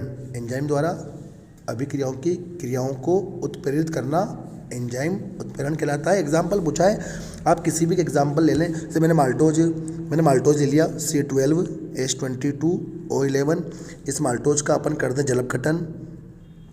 माल्टोज ले लिया मैंने, माल्टोज का जलपघटन। जब माल्टोज लिया है तो ऊपर लेंगे माल्टेज एंजाइम, और माल्टेज एंजाइम की उपस्थिति में बच्चों ये माल्टोज है ना, एक डाइसैकेराइड है, ये क्या बन जाएगा? C6H12O6 ग्लूकोज से बना होता है। दो बार क्या बन जाएगा? आपका ग्लूकोज बन जाएगा। तो माल्टेज एंजाइम की उपस्थिति में ग्लूकोज में जलपघटन इसका एग्जाम्पल है। नेक्स्ट है बच्चों क्वेश्चन नंबर अगला इसी का 28 का बाद, दूध किस प्रकार का एमल्शन है बच्चों? तो ये है बच्चों O/W प्रकार का, जिसको अपन तेल जल इमल्शन भी कहते हैं। O/W कह दो या तेल जल इमल्शन कह दो। अर्थात जो आगे वाला है ना बच्चों, ये परीक्षित प्रावस्था है, परिक्षिप्त प्रावस्था है। जो O है ना, ये क्या है, परीक्षिप्त प्रावस्था, जो कम मात्रा में होती है। जो पीछे वाला है ना बच्चों, ये परिक्षेपण माध्यम है, परिक्षेपण माध्यम है, जो क्या होता है, ज़्यादा मात्रा में होता है। हम ये कह सकते हैं कि परीक्षित प्रावस्था के रूप में इसमें द्रव वसा के कण होते हैं, द्रव वसा के कण होते हैं, ठीक है, द्रव वसा के कण होते हैं। जबकि परिक्षेपण माध्यम के रूप में कौन होता है, W लिखा हुआ है ना बच्चों, वहाँ पर W मतलब वाटर, मतलब जल होता है। तो ये होता है हमारा क्या, दूध। दूध इस प्रकार का इमल्शन है, O/W तेल जल इमल्शन, ठीक है। नेक्स्ट आपका इसी में उसने पूछा है अगला प्रश्न, विद्युत कण संचलन को नामांकित चित्र सहित समझाइए। देखो बच्चों, विद्युत कण संचलन को नामांकित चित्र सहित समझाना है ना। ये देखिए यहाँ पर देखो, इस बच्चों इस प्रकार का चित्र होता है, इस प्रकार का चित्र होता है ना। देखना बच्चों अच्छे से कि हमको जब है ना किसी कोलाइड कण पर, किसी कोलाइड विलयन पर आवेश ज्ञात करना हो, किसी कोलाइड विलयन पर आवेश ज्ञात करना हो, तो हम इस प्रकार से एक यू आकार की नलिका का प्रयोग करते हैं। इस यू नलिका के एक तरफ हम कैथोड लगाते हैं, एक तरफ हम एनोड लगाते हैं, ठीक है। और इसके बाद हम इस यू आकार की नलिका में हम उस कोलाइडी विलयन को भर देते हैं, जिस कोलाइडी विलयन का हमें आवेश ज्ञात करना होता है। और उसके बाद हम इस एनोड कैथोड की सहायता से उसमें विद्युत धारा प्रवाहित करते हैं। ऐसा करने पर क्या होता है, जो कोलाइडी कण है, उन कोलाइडी कणों पर जो आवेश है, जिस प्रकार का आवेश है, मान लो कि कोलाइडी कणों पर माइनस का आवेश है, तो वो क्या करेंगे, एनोड की तरफ चलेंगे, अर्थात इस क्रिया को बोलते हैं ऋण कण संचलन। और अगर कोलाइडी कणों पर पॉजिटिव चार्ज है, तो वो क्या करेंगे, कैथोड की तरफ गमन करेंगे। इस क्रिया को बोलेंगे अपन धन कण संचलन। अर्थात हम इस यू आकार की नलिका के द्वारा हम ये ज्ञात कर सकते हैं कि कोलाइडी कणों पर आवेश क्या होता है। इस क्रिया को ही बोलते हैं क्या, उन कणों का, कोलाइडी कणों का विपरीत आवेशित इलेक्ट्रोड की ओर गमन करने की जो क्रिया है ना बच्चों, उस गमन करने की क्रिया को बोलते हैं अपन विद्युत कण संचलन, ठीक है बच्चों। नेक्स्ट आगे उत्प्रेरक, इसका अथवा वाला प्रश्न है, उत्प्रेरक की वर्णनात्मकता किसे कहते हैं। उत्प्रेरक की वर्णनात्मकता, देखो बच्चों मैं आपको पहले एग्जांपल बताता हूँ, उसके बाद अपन इसकी बात करेंगे वर्णनात्मकता क्या होता है। मैंने कहा कार्बन मोनोऑक्साइड है बच्चों, कार्बन मोनोऑक्साइड की क्रिया का हम अपचयन करें या हाइड्रोजनीकरण, अपचयन बोलते हैं आप, तो H2 से करें। 3 बार H2 लिया मैंने और मैंने उत्प्रेरक के रूप में निकल का प्रयोग किया, तो आपका उत्पाद बनेगा मेथेन और साथ में बनेगा जल। सेम क्रिया मैं कार्बन मोनोऑक्साइड की सेम क्रिया मैं 2 बार H2 से करूं, पर अब मैं यहाँ उत्प्रेरक के रूप में किसका प्रयोग करूं, कॉपर का प्रयोग करूं, और अब उत्पाद बनेगा हमारा फार्मेल्डिहाइड HCHO। तो हमने क्या देखा, अभिकारक सेम है आपके, पर आपका उत्पाद तो क्या हो रहा है, अलग अलग बन रहा है, पर थोड़ी सी मात्राओं में अंतर है, और किसमें अंतर है, उत्प्रेरक में अंतर है। तो हम क्या कहें परिभाषा, कि उत्प्रेरकों की उपस्थिति में किसी अभिक्रिया द्वारा विशिष्ट उत्पाद बनाने की क्षमता, उत्प्रेरक की उपस्थिति में किसी अभिक्रिया द्वारा विशिष्ट उत्पाद बनाने की क्षमता को वर्णनात्मकता कहते हैं, ठीक है बच्चों। कि ये उत्पाद आपको मेथेन बनाना है ना, तो आपको निकिल ही लेना पड़ेगा, और आपको फार्मेल्डिहाइड लेना है ना, तो आपको फिर कॉपर ही लेना पड़ेगा इस अभिक्रिया के द्वारा। अर्थात विशिष्ट उत्पाद बनाने के लिए आपको विशिष्ट उत्प्रेरक का ही प्रयोग करना पड़ेगा, इसे ही बोलते हैं बच्चों वर्णनात्मकता। नेक्स्ट, जल योजित फेरिक ऑक्साइड एवं आर्सेनियस सल्फाइड।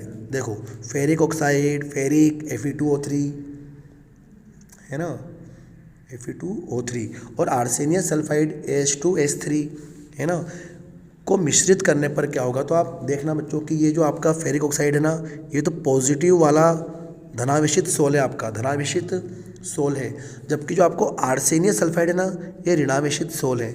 अब आप दोनों को मिश्रित कर रहे हैं, इन दोनों को मिश्रित कर रहे हैं, तो आप सोचें एक पॉजिटिव नेगेटिव दोनों में क्या होगा, आकर्षण होगा, और आकर्षण होने पर क्या हो जाएगा, इनका स्कंदन हो जाएगा। सिंपल सा आंसर है इसका बच्चों, क्या हो जाता है स्कंदन। जब आप जलयोजित फेरिक ऑक्साइड और आर्सेनिक सल्फाइड के सोल को मिश्रित करते हैं तो इनका क्या हो जाता है, स्कंदन हो जाता है। आपको कारण लिख देना है कि फेरिक ऑक्साइड जो है वो धनात्मक सोल है, धनावेशित सोल है, और आर्सेनियम सल्फाइड ऋणावेशित सोल है। इन दोनों को मिलाने पर इनका स्कंदन हो जाता है ना। नेक्स्ट है आपका टिंडल प्रभाव को नामांकित चित्र के द्वारा समझाइए। देखिए टिंडल प्रभाव की हम बात करते हैं तो चित्र देखें बच्चों, इस प्रकार का चित्र होता है टिंडल प्रभाव के लिए। क्या होता है टिंडल प्रभाव, ये भी समझिए आप कि है ना, जब प्रकाश किरण को है ना, जब प्रकाश किरण पुंज को किसी अंधेरे स्थान पर, प्रकाश किरण पुंज जो आपकी प्रकाश किरण पुंज है ना, इस प्रकाश किरण पुंज को आप किसी अंधेरे स्थान पर रखें, अंधेरे स्थान पर रखें कोलाइडी विलियन, अंधेरे स्थान पर रखें कोलाइडी विलियन में से गुजारते हैं तो फिर क्या होता है बच्चों, ये जो प्रकाश है ना, ये प्रकाश, इस प्रकाश का मार्ग आपको स्पष्ट दिखाई देने लग जाता है, इस प्रकाश का मार्ग आपको स्पष्ट दिखाई देने लग जाता है। यह घटना कहलाती है टिंडल प्रभाव। दोबारा सुनना बच्चों कि जब प्रकाश किरण पुंज को किसी अंधेरे स्थान पर रखे हुए कोलाइडी विलियन में से गुजारते हैं तो उस प्रकाश पुंज का मार्ग स्पष्ट दिखाई देने लगता है। यह घटना आपकी टिंडल प्रभाव कहलाती है। और इस प्रकार के डायग्राम का अपन प्रयोग करते हैं। चित्र पूछा है आपसे टिंडल प्रभाव का नामांकित चित्र सहित समझाइए, तो आपको परिभाषा लिख देनी है और आपको इस प्रकार से चित्र डायग्राम बना देना है उसका। ठीक है बच्चों। नेक्स्ट पुनः अपन अगले प्रश्न की ओर बढ़ते हैं। क्वेश्चन नंबर आता है हमारा, अब क्वेश्चन नंबर 29 आता है। सीधे सीधे प्रश्न है बिल्कुल बच्चों। अब अधोलिखित यौगिकों के IUPAC नाम लिखने हैं, IUPAC नाम लिखने हैं। देखिए आप गौर करें, IUPAC नाम लिखने में सबसे पहले आप देखें यहाँ OH मुख्य क्रियात्मक समूह है तो OH को न्यूनतम अंक मिलना चाहिए, पहला कार्बन, दूसरा कार्बन, तीसरा कार्बन, पर यहाँ डबल बंद भी है तो इसका नाम आएगा बच्चों 3 कार्बन का है, इसलिए प्रोप के अंदर दूसरे वाले कार्बन पर डबल बंद है, डबल बंद के लिए आता है अनुलग्न इन।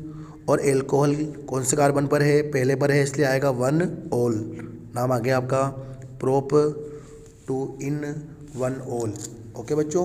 फिर आपका अगला एग्जाम्पल है ये वाला, आपको इसका IUPAC नाम लिखना है बच्चों। अब देखिए अब 3 कार्बन है, तीनों कार्बन पर OH, आप किधर से भी नंबरिंग कर लीजिए 1 2 3 या 1 2 3, कोई फ़र्क नहीं पड़ेगा आपको। इसके अंदर आपका नाम आएगा प्रोपेन 1 2 3 ट्राई ओल, इसका नाम आएगा प्रोपेन 1 2 3 ट्राई ओल। ये बच्चों ये आपका प्रश्न हो गया अ वाला। नेक्स्ट है ब वाला, निम्नलिखित रासायनिक अभिक्रियाओं के समीकरण लिखिए।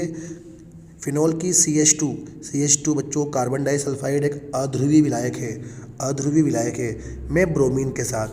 देखिए बच्चों जब फिनोल लेते हैं, इस फिनोल की क्रिया आप Br2 से करते हैं और आप लेते हैं CH2, आप CH2 ले लें, CCl4 ले लें। विलायक कैसा है आपका, विलायक अध्रुवीय है। इस अध्रुवीय विलायक के कारण आपका जो उत्पाद प्राप्त होगा, एक बार तो आर्थो प्राप्त होगा और एक बार पेरा होगा। मतलब फिनोल की आर्थो स्थिति पर Br आएगा एक बार, और एक बार फिनोल की पेरा स्थिति पर Br आएगा, है ना। तो आपका उत्पाद बनेगा बच्चों आर्थो ब्रोमोफिनोल और एक बनेगा पेरा ब्रोमोफिनोल। ये पेरा वाला उत्पाद जो है मुख्य उत्पाद होगा, ये उत्पाद जो आपका क्या होगा, मुख्य उत्पाद होगा। ठीक है बच्चों। इसको भी 2 बार लेंगे, इसको भी 2 बार लेंगे और इसको भी 2 बार लेंगे, 2 बार HBr बाहर निकलेगा। नेक्स्ट है एथेनॉल। एथेनॉल की कॉपर की उपस्थिति में 573 केल्विन ताप पर गर्म करने पर, एथेनॉल है बच्चों आपका 1 डिग्री एल्कोहल है, कॉपर आपका उत्प्रेरक है 573 केल्विन, मतलब कि विहाइड्रोजनीकरण क्या है बच्चों, विहाइड्रोजनीकरण। इस प्रकार से अभिक्रिया होगी बच्चों CH3 CHOH, देखो मैंने इस प्रकार लिख दिया इसको CH3, आप गौर करें दूसरे कार्बन पर एक H ये रहा, एक H यहाँ पर CH2OH, ये आपका एथेनॉल है। इस एथेनॉल को आप जब ताम्र उत्प्रेरक की उपस्थिति में 300 डिग्री सेल्सियस या 573 केल्विन ताप पे गर्म करते हैं ना बच्चों, तो ये H2 बाहर निकल जाता है नीचे वाला, ये इस प्रकार से H2 निकल जाता है। और इस H2 के निकलने से देखिए क्या उत्पाद बन गया आपका CH3CHO, एथेनॉल कह दो, IUPAC नाम है इसका, या एसिटिल्डिहाइड कह लो। ओके। नेक्स्ट अथवा, इसका अथवा वाला प्रश्न बच्चों। अथवा में फिर से उसने IUPAC नाम पूछा है। देखो IUPAC नाम पूछ रहा है, नामकरण आपको पढ़ना है बच्चों अच्छे से। देखो ये ईथर का एग्जाम्पल है, ईथर के एग्जाम्पल में आईयूपीएसी नाम होता है एल्कोक्सी एल्केन। एल्कोक्सी ईथर का आईयूपीएसी नाम होता है आपका एल्कोक्सी एल्केन। Alkoxy alkene. तो फिर एल्कोक्सी किसे कहते हैं? एल्कोक्सी ऑक्सीजन के साथ जो छोटा समूह है ना उसको एल्कोक्सी बोलते हैं, और बड़े वालों को बोलते हैं बच्चों एल्केन। तो फिर आपको इस एल्केन का नंबरिंग करना पड़ेगा। आप यहाँ से करें 1 2 3 तो आपको मालूम पड़ेगा ये एल्कोक्सी है ना पहले दूसरे कार्बन पर है, तो नाम आएगा इसका 2 मेथोक्सी प्रोपेन। ये देखिए 2 मेथोक्सी प्रोपेन इसका आईयूपीएसी नाम है, 2 मेथोक्सी प्रोपेन। नेक्स्ट बच्चों अगला एग्जांपल एल्कोहल का है। आईयूपीएसी नाम पूछा है आपसे, सामान्य नाम नहीं पूछा है आपसे, आईयूपीएसी नाम पूछा है। नंबरिंग करेंगे 1 2 3। नाम आएगा इसका 2 मेथिल, दूसरे कार्बन पर मेथिल है, 2 मेथिल 3 कार्बन का प्रोपेन, 2 मेथिल 3 कार्बन का प्रोपेन, और प्रोपेन के पहले कार्बन पर एल्कोहल है तो उसको बोलते हैं ओल, 2 मेथिल प्रोपेन 1 ओल। ओके बच्चों। नेक्स्ट इसका अथवा का ब वाला प्रश्न है बच्चों, निम्नलिखित रासायनिक अभिक्रियाओं के समीकरण लिखिए। अब प्रश्न पूछा है फिनोल की सांद्र HNO3, सांद्र है बच्चों यहाँ पर, सांद्र तनु नहीं है, सांद्र है। तो फिनोल की क्रिया मन में आपके आना चाहिए, जब आप रिवाइज कर रहे हैं तो आपको आना चाहिए कि सांद्र HNO3 से क्रिया कंसंट्रेट HNO3 से क्रिया करने पर क्या बनता है? तो पिक्रिक अम्ल बनता है बच्चों। इसको 3 बार लेंगे, यहाँ पर H2SO4 भी लेंगे ऊपर, है ना। तो इस प्रकार से यहाँ तो OH है ही सही, एक NO2 आर्थो पे आएगा, एक पैरा पे आएगा और एक पुनः आर्थो पे आएगा। इस प्रकार से आपका उत्पाद बनेगा 2,4,6 ट्राई नाइट्रोफिनोल, 2,4,6 ट्राई नाइट्रोफिनोल बच्चों। इसको पिक्रिक अम्ल कहते हैं अपन, क्या बोलते हैं इसको? पिक्रिक अम्ल बोलते हैं। नेक्स्ट अगला है फिनोल की यशोधरज। देखिए बच्चों अपचयन है फिनोल का। फिनोल की क्रिया जब आप यशोधरज जिंक चूर्ण से करते हैं तो ZnO बाहर निकल जाता है और आपका क्या प्राप्त हो जाता है? बेंजीन प्राप्त हो जाता है। आपका उत्पाद क्या प्राप्त होगा? आपको बेंजीन प्राप्त होगा। नेक्स्ट ये आपका प्रश्न नंबर 29 पूरा हो गया है। नेक्स्ट आपका अंतिम प्रश्न है आज के पेपर का, रोजेनमुंड अपचयन पर टिप्पणी। थोड़ा सा वर्णन भी करना है बच्चों आपको इसके ऊपर। रोजेनमुंड अपचयन में क्या होता है कि इस प्रकार से आप एसिटिल क्लोराइड ले लेते हैं, आप एरोमेटिक वाला भी ले सकते हैं बच्चों, एरोमेटिक वाला भी ले सकते हैं। ये आपका एसिटिल क्लोराइड है, इसका अपचयन करेंगे अपन या हाइड्रोजनीकरण करेंगे अपन PD/BaSO4 की उपस्थिति में, PD/BaSO4 की उपस्थिति में। तो आपको याद रखना है PD यहाँ पर उत्प्रेरक है, जबकि BaSO4 आपका उत्प्रेरक विष है। ऐसा करने पर इस Cl जो है इस H के साथ बाहर निकल जाएगा और हमें एल्डिहाइड प्राप्त हो जाएगा। केवल एल्डिहाइड को बनाने की में प्रयुक्त होता है, कीटोन से भिन्न अभिक्रिया है ये, कीटोन से भिन्न अभिक्रिया एसिड एल्डिहाइड है बच्चों। इस अभिक्रिया में यहाँ पर कम से कम अपन 2 कार्बन का प्रयोग करेंगे। इस विधि से अपन मेथेनेल नहीं बना सकते, ये आपको याद रखना है, मेथेनेल नहीं बना सकते। इस अभिक्रिया में BaSO4 का उपयोग इसलिए करते हैं अपन क्योंकि BaSO4 एक उत्प्रेरक विष है। अगर इसको न लिया जाए बच्चों तो फिर ये एसिड एल्डिहाइड जो बनाया ना मुख्य उत्पाद आपका, ये आगे फिर अपचयित होकर के एल्कोहल का निर्माण कर लेता है, इसलिए BaSO4 लेना पड़ता है। नेक्स्ट फ्लोरो एसिटिक अम्ल। क्लोरो एसिटिक अम्ल की तुलना में अधिक अम्लीय है, क्यों? फ्लोरो एसिटिक अम्ल, देखिए फ्लोरो एसिटिक अम्ल कैसा होता है। तो सबसे पहले तो फ्लोरो एसिटिक अम्ल आपका होता है CH3COOH, परंतु फ्लोरो है मतलब उस पर एक क्या आ गया होगा? F आ गया होगा। और क्लोरो मतलब F के स्थान पर क्या लगा दीजिए आप? Cl लगा दीजिए। तो दोनों में से अधिक अम्लीय किसको बताया गया है? फ्लोरो वाले को बताया गया है। सिंपल सी बात है, यह भी -I इफेक्ट दर्शाता है, यह भी -I इफेक्ट दर्शाता है। फ्लोरीन और क्लोरीन दोनों ही -I इफेक्ट दर्शाते हैं, ऋणात्मक प्रेरणिक प्रभाव दर्शाते हैं। लेकिन बच्चों फ्लोरीन का -I इफेक्ट ज़्यादा होता है, इस कारण से इस बंध के इलेक्ट्रॉन को F अधिक खींचेगा, इसलिए यह आसानी से H+ आयन का त्याग करेगा। लॉजिक है इसके अंदर। फ्लोरो एसिटिक अम्ल में फ्लोरीन के -I प्रभाव का अधिक प्रबल होना, इस कारण से ये क्या है? अधिक अम्लीय है। नेक्स्ट है आपका कार्बोक्सिलेट आयन की अनुनादिश रचनाएं पूछी हैं आपसे। तो देखिए कार्बोक्सिलेट आयन इस प्रकार से देखिए आप C double bond O single bond O। इस O पर इस प्रकार से 6 इलेक्ट्रॉन होते हैं या 3 एकाकी इलेक्ट्रॉन युग्म होते हैं और इस O पर नेगेटिव चार्ज होता है। इस O पर इस प्रकार से 2 Lp होते हैं, 2 एकाकी इलेक्ट्रॉन युग्म होता है। तो क्या होगा, ये जो ऑक्सीजन है ना, ये अपने इलेक्ट्रॉन को यहाँ देगी, मतलब यहाँ पर पाई बॉन्ड बनेगा। और ये जो कार्बन है और ये O है, C डबल बंद O, कार्बोनिल समूह जो है ना, ये इस बंध के इलेक्ट्रॉन को अपनी तरफ ले लेगा। अर्थात क्या बनेगा, RC। अब डबल बॉन्ड तो इधर बन जाएगा बच्चों। अब यहाँ पर आपके पास 2 Lp हो जाएंगे और इस पर कोई भी चार्ज नहीं आएगा।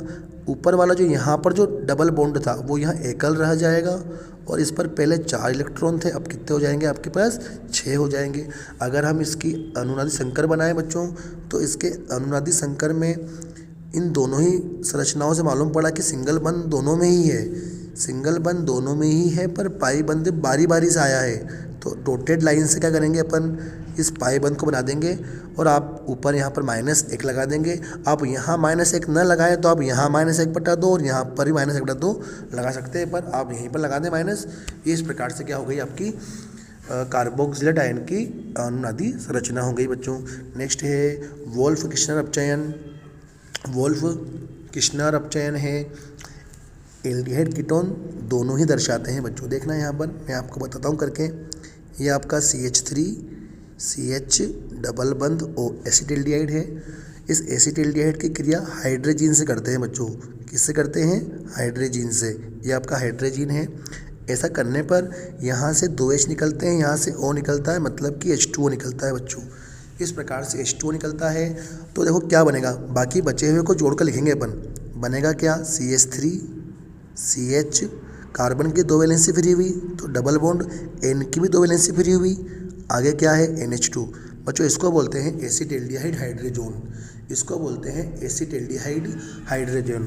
अब इसके बाद क्या करना होता है, इसके बाद बच्चों है ना, इसको अभी भी पुनः क्या करते हैं, एक तो KOH और एथिलीन ग्लाइकोल, KOH और एथिलीन ग्लाइकोल की उपस्थिति में गर्म करते हैं। या आप चाहें तो C2H5ONA की उपस्थिति में गर्म करें। याद रखें बच्चों, मैंने 2 चीज़ बताई आपको यहाँ पर। आप क्या करें, KOH और एथिलीन ग्लाइकोल की उपस्थिति में गर्म करें, या आप क्या करें, C2H5ONA की उपस्थिति में गर्म करें। ऐसा करने पर क्या होगा, ये जो N ना, N दोनों N और N, ये N2 के रूप में बाहर निकल जाएगा और आपका मेन उत्पाद जो प्राप्त होगा, देखो CH3 यहाँ पर क्या है, गौर करें CH3 और यहाँ पर ये 2H है ना, ये 2H इस कार्बन पर जाएंगे, यहाँ पर भी क्या बन जाएगा, CH3, मतलब कि एथेन बनेगा। क्या बनेगा, एथेन। और बाहर क्या निकल जाएगा, बीच में से N2 बाहर निकल जाएगा। इसे ही बोलते हैं क्या, वुल्फ किश्नर अपचयन। ओके बच्चों, नेक्स्ट अगला प्रश्न है, कार्बोक्जिलिक अम्लों के क्वथनांक के मान। क्वथनांक लगभग समान अणुभार वाले एल्डिहाइड तथा कीटोन से उच्च होते हैं, क्यों। अरे एल्डिहाइड कीटोन क्या, इनके तो क्वथनांक के मान एल्कोहल से भी उच्च होते हैं। कारण क्या है, कार्बोक्जिलिक अम्लों में बच्चों, कार्बोक्जिलिक अम्लों में प्रबल अंतरा अणुक हाइड्रोजन बंध पाए जाते हैं। याद रखना बच्चों, प्रबल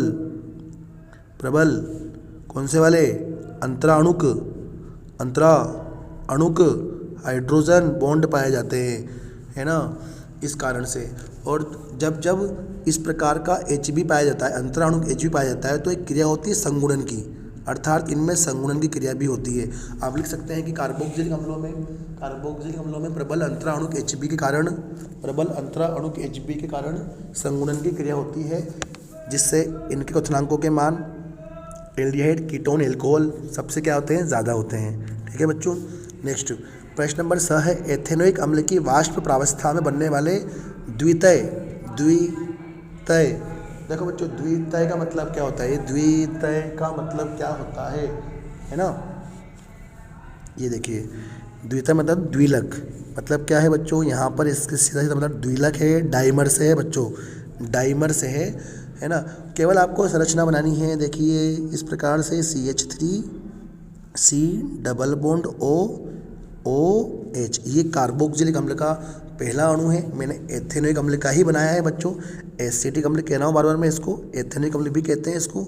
और यहाँ पर क्या करेंगे, इसका कार्बोनिल इधर और इसका OH ऊपर, बस इतना काम करना है। अब क्या होगा, इन दोनों के बीच इस प्रकार से क्या बन जाएगा, Hb बन जाएगा, और यहाँ पर भी क्या बन जाएगा, Hb। एक Hb यहाँ बनेगा, एक Hb ये बनेगा। इस प्रकार का स्ट्रक्चर बनता है द्विलक वाला। ओके बच्चों, तो ये देखिए आपका 2015 का पेपर जो है आपका कंप्लीट हुआ।